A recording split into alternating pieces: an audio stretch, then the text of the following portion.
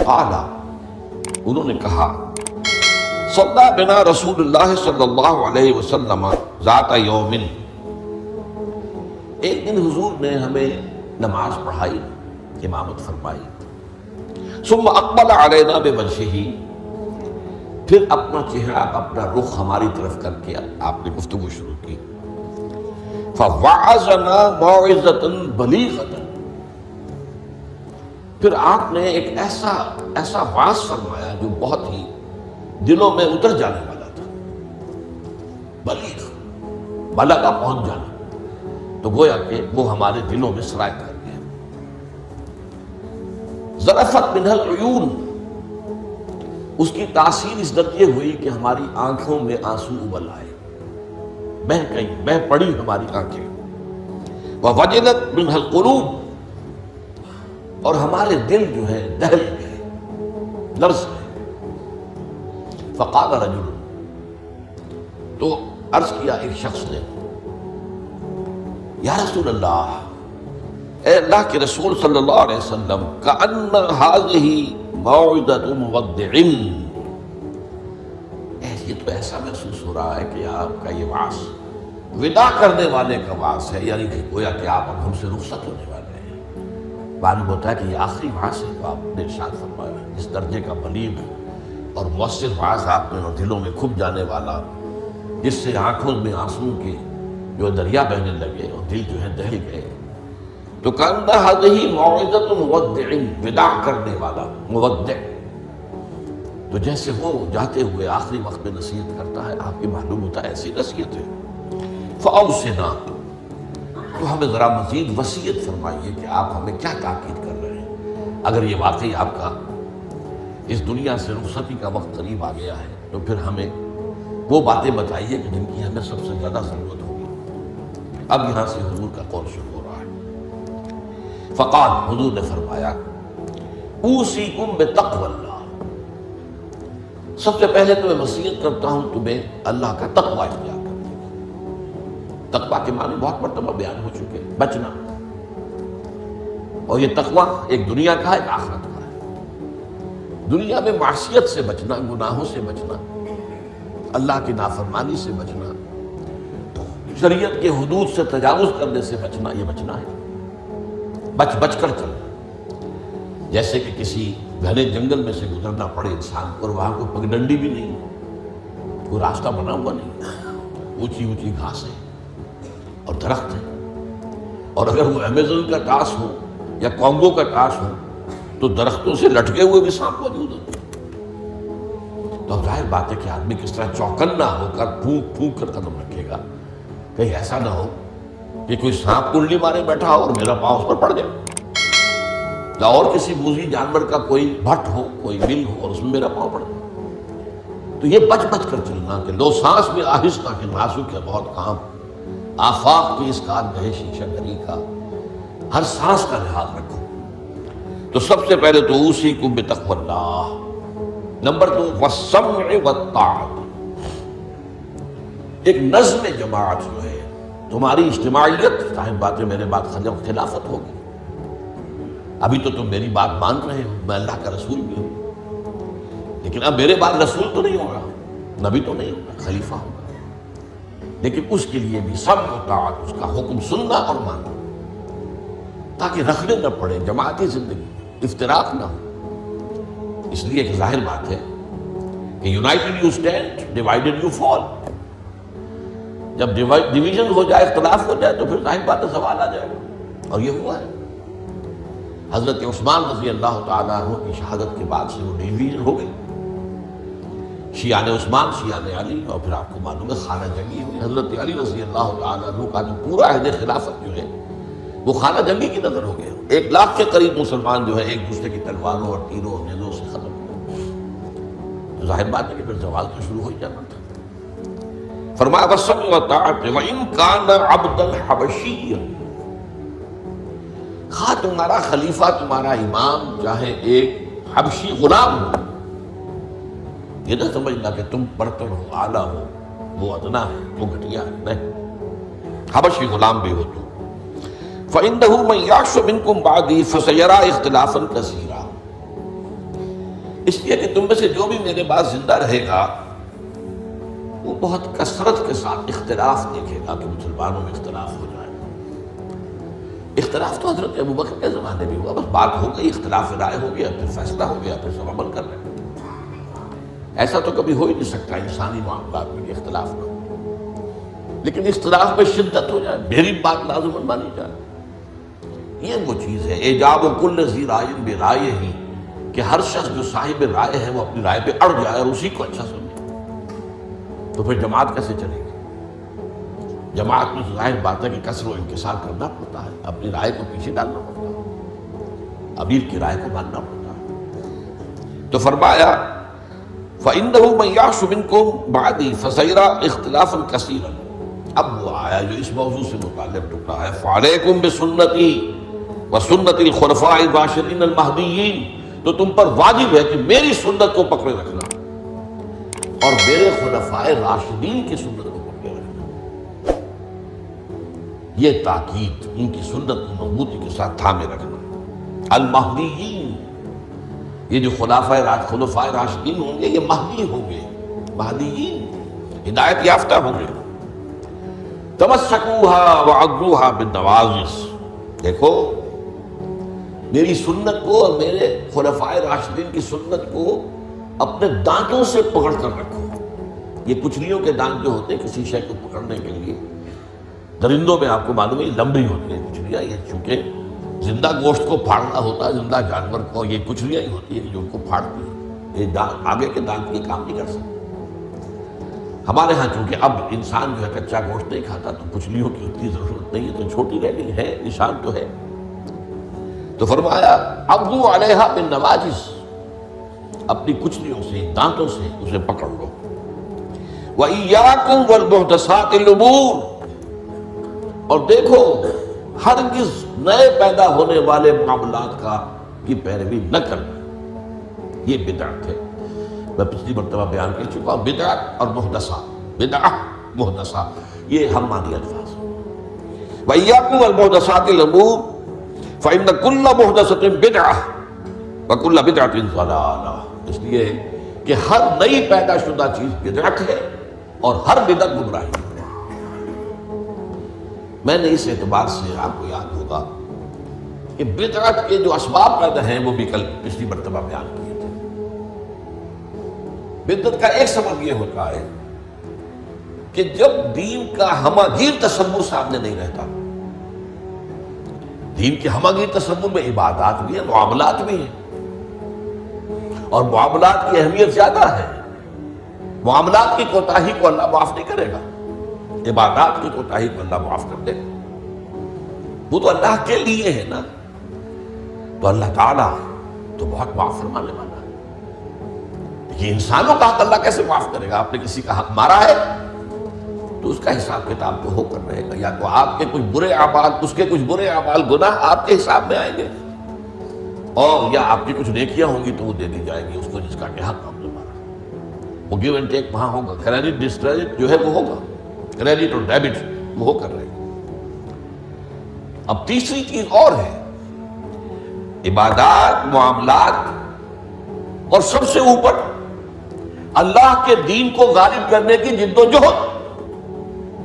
یہ ہم نے حضرت معاذ کی حدیث میں پڑھا ہے، وَضَرْبَتِ السَّلَامُ مِنْ الْجِهَادُ فِي سَبِيلِ اللَّهِ. اسلام ایک درخت کے مانند ہم نے دیکھا، وہاں حضور نے مثال دی. اس کی جڑ ہے، وہ تو ہے شہادت اللہ الہ الا اللہ وان محمد رسول اللہ. ایک تنا ہے اقام الصلاۃ و ایتاء الزکوٰۃ، اور ضربۃ السلام منہ. اور آپ کو معلوم ہے کہ اصل جو درخت سے مطلوب ہوتا ہے وہ تو اوپر ہوتا ہے. ٹھیک ہے بعض درختوں کی لکڑیاں بھی کام میں آ جاتی ہیں، جلا کے بھی لیتے ہیں یا وہ اس سے فرنیچر بن جاتا ہے، لیکن اصل جو ہے پودا لگایا ہے تو پھول کے لیے، پودا لگا درخت لگایا تو آم کے لیے. وہ کہاں ہوتا ہے؟ وہ تو جڑ میں تو نہیں لگتا، وہ تنے پر نہیں لگتے، تو اوپر.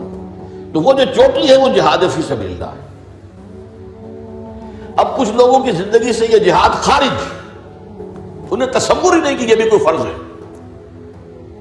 باطل کے نظام کے تحت آرام سے رہ رہے، پاؤں پھیلا کر سوتے ہیں، اپنا پروفیشن، اپنا کاروبار، اپنا دھندا.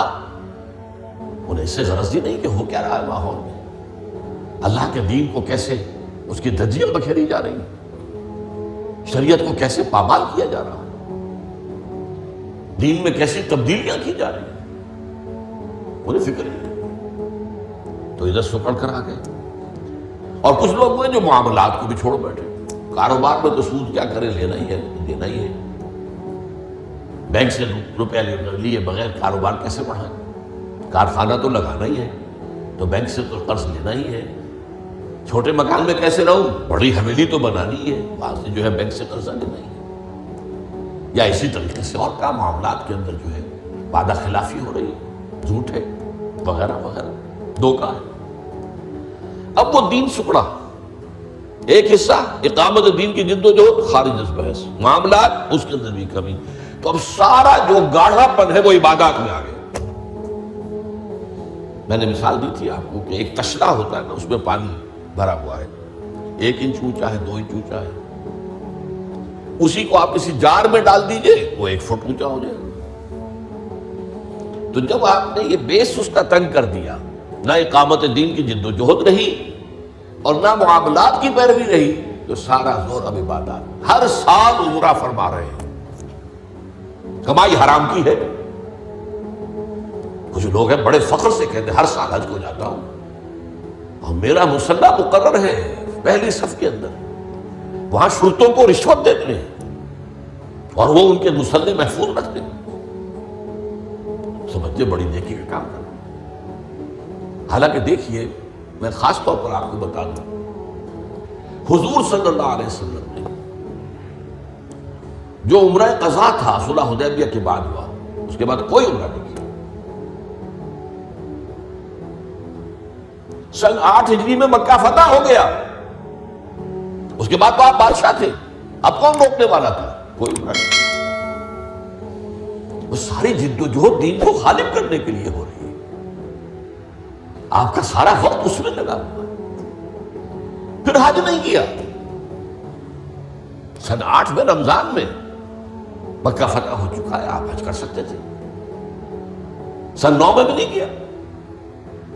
قافلہ جو ہے حجاج کا وہ بھیج دیا، مدینے سے روانہ کر دیا، حضرت ابو بکر کو امیر الحج پر خود دیا۔ صرف ایک حج ہے، وہ آخری حج جسے ہم حجۃ الوداع کہتے ہیں۔ اس سے سمجھنا چاہیے ریشیو پروپورشن دین میں کیا ہے، واٹ از واٹ، کس چیز کی کیا قدر و قیمت ہے، کون سی چیز کتنے درجے میں مطلوب ہے۔ یہ جب جو ہے جیسا کہ میں نے کہا یہ دین کا تصور سکڑے گا تو عبادات، اور یہ عبادات خلوص کے ساتھ ہو رہی ہوں گی، اور ان عبادات کے اندر تشدد بھی ہوگا اپنے اوپر اور مبالغہ ہوگا، بڑھاتے چلے جائیں گے، اور یہاں تک کہ اس میں بدعات ایجاد ہو جائیں گی۔ اب خاص طور پر شب برات، بدنی شب بہت جو ہے عبادت کر، باقی تو جو کچھ ہوتا ہے اس کو تو چھوڑ دیجیے، آتش بازی ہوتی ہے یا کچھ اور جو ہنگامہ ہوتا ہے، جو جشن، یہ تو کچھ سرے سے دین سے کوئی سروکار ہے ہی نہیں۔ لیکن خاص طور پر اس رات کو مقرر کر لیا، حالانکہ کوئی قوی احادیث موجود نہیں ہے۔ اسی طریقے سے معراج کی شب، وہ ساری چیزیں کیوں ہو رہی ہیں؟ اس لیے کہ عبادات کا جو معاملہ ہے پوری توجہ ان پر مرتکز ہے۔ اچھا، دوسرا مسئلہ کیا ہوتا ہے؟ عبادات میں بھی ایک ہے ان کا ظاہر رسم، ایک ہے باطن روح۔ ایک نماز کا ظاہر ہے، فقہی طور پر آپ نے بالکل صحیح نماز پڑھ لی، صحیح وضو کیا، پھر اس کے بعد آپ نے تکبیر تحریمہ کہی، ہاتھ اٹھائے، باندھ لیے، سجدہ پڑھی، فاتحہ پڑھی، کچھ اور قرآن کا حصہ پڑھا، پھر رکوع میں گئے، تسبیحات کی، پھر کھڑے ہو گئے، پھر سجدے میں گئے، پھر بیٹھے، پھر سجدے میں گئے، پھر اٹھ کھڑے ہوئے۔ یہ جو رسم نماز ہے، اس کی ظاہری شکل، رسم کہتے ہیں ظاہری شکل، رہ گئی رسم ادا، روح بلالی نہ رہی، فلسفہ رہ گیا، تلقین غزالی نہ رہی۔ اب اگر اسی پر توجہ مرتکز ہو جائے گی تو روح دین کی طرف سے توجہ ہٹ جائے گی۔ اس ظاہر کے بارے میں تو بڑی نیل میخ ہوگی، چھوٹی چھوٹی باتوں کے اوپر اختلاف ہو جائے گا، من دیگرم تو دیگری، یہ کیا کیا تو نے، آمین زور سے کہہ دیا، یہ ہماری مسجد میں آیا کیسے تو؟ آئندہ جرات نہ کرنا، ٹانگیں توڑ دیں گے، یہ کیا رفع یدین کر رہے ہیں؟ چھوٹی چھوٹی بڑی چیزیں سب ہضم، لکڑ ہضم، پتھر ہضم، سود ہضم، جھوٹے کاروبار سے آنے والی آمدنی ہضم، یہ اختلافات ہضم نہیں ہوتے، اس میں پھر رسومات کا اضافہ ہوگا، رسومات پر رسومات، رسومات پر رسومات۔ اب اسی کی ایک مثال ہے، شادی بیاہ کے لیے رسمیں کتنی ہو گئی۔ ہم نے تحریک شروع کی، اللہ کا شکر ہے، چرچا ہے، بھائی نکاح مسجد میں کرو، لڑکی والوں کے ہاں کوئی دعوت طعام اس کا ثبوت نہیں ہے۔ دعوت طعام ایک ہے اور وہ دعوت ولیمہ ہے لڑکے کی طرف سے، اس کا گھر آباد ہوا ہے، وہ اپنی خوشی منائے، سیلیبریٹ کرے اپنے دوستوں، یہ ثابت ہے، اس کی تاکید ہے۔ باب الولیمہ حدیث کی کتابوں کے اندر پورا باب ہے، باقی اور کوئی نہیں۔ اب یہ ہمارے ہاں بارات چڑھ رہی ہے اور پہلے سرا بن رہا ہے اور پھر وہاں کچھ پیسے پیش کیے جا رہے ہیں، پھر وہ بارات گئی ہے جتھا بن کر، اور وہ لڑکی والوں کے ہاں جو ہے وہاں نکاح ہوا ہے، اور وہاں پھر وہ جو کھانے کھائے جا رہے ہیں ان میں جو آپ کو معلوم ہے اسراف ہو رہا ہے، جو کھانا جو ہے برباد ہو رہا ہے جس طریقے سے کھاتے ہیں، یہ ساری چیزیں۔ اور پھر کتنی دعوتیں ہوتی ہیں، مہندی کی دعوت ہو رہی ہے، مہندی کی رسم ہو رہی ہے، ابھی تو تاریخ لینے جا رہے ہیں لڑکی والوں کے ہاں، وہ دعوت ہو رہی ہے، جشن ہو رہا ہے، اور ہوتا کہاں ہے یہ؟ جن لوگوں کی حرام کی کمائی جو ہے، جن کے پاس انبار اس کے ہیں، وہ اپنی دولت کے اظہار کے لیے یہ سارے کام کرتے ہیں، اور اس کا نام تبذیر ہے قرآن مجید کی اصطلاح میں، تبذیر۔ ان المبذرین کانوا اخوان الشیاطین، یہ جو پیسے لٹانے والے ہیں اپنے نام و نمود کے لیے، شہرت کے لیے، دکھاوے کے لیے، یہ شیطانوں کے بھائی ہیں۔ نتیجہ کیا نکلتا ہے؟ آپ کے پاس تو دولت کے انبار تھے، آپ نے کیا، ایک غریب آدمی کی مصیبت ہو گئی، وہ کیا کرے؟ میری بیٹی کیا کہے گی؟ میری شادی پر میرا باپ یہ بھی نہیں کر سکا۔ وہ کھاتے پورے کرتے ہیں جس طرح بھی ہو، کچھ بھی، کہیں حرام سے کمائیں، کہیں چوری کریں، کہیں ڈاکہ ڈالیں، کہیں رشوتیں لیں، جس کے ہاں چند بیٹیاں ہو جائیں اس کی نیندیں حرام ہو جاتی ہیں۔ جبکہ اسلام کا اصول یہ ہے، شادی میں لڑکی والوں کا ایک پیسہ بھی خرچ نہیں ہونا چاہیے، مہر لڑکا دے گا، محفل نکاح میں چھوارے لائے یا کچھ اور لائے، ٹافیاں لائے، کوئی چائے منہ میٹھا کرانے کے لیے لڑکا لائے گا، ولیمہ لڑکا کرے گا، لڑکی والوں کا تو خرچ ہی نہیں، نہ جہیز کا کوئی تصور اسلام ہے۔ لیکن ہمارے یہاں سارا معاملہ الٹا ہے۔ تو یہ ہے اصل میں جو اسباب ہوتے ہیں۔ اس میں میں نے ایک چیز آپ کو اور بتائی تھی، جہاں کوئی بدعت آئے گی وہاں سے کوئی سنت غائب ہو جائے گی۔ حدیث سنانے سے رہ گئی تھی، ما احدث قوم بدعۃ الا رفع مثلها من السنۃ، رواہ احمد رحمہ اللہ۔ کوئی قوم بھی کوئی بدعت ایجاد نہیں کرتی مگر یہ کہ اس کی جگہ سے سنت اٹھ جائے۔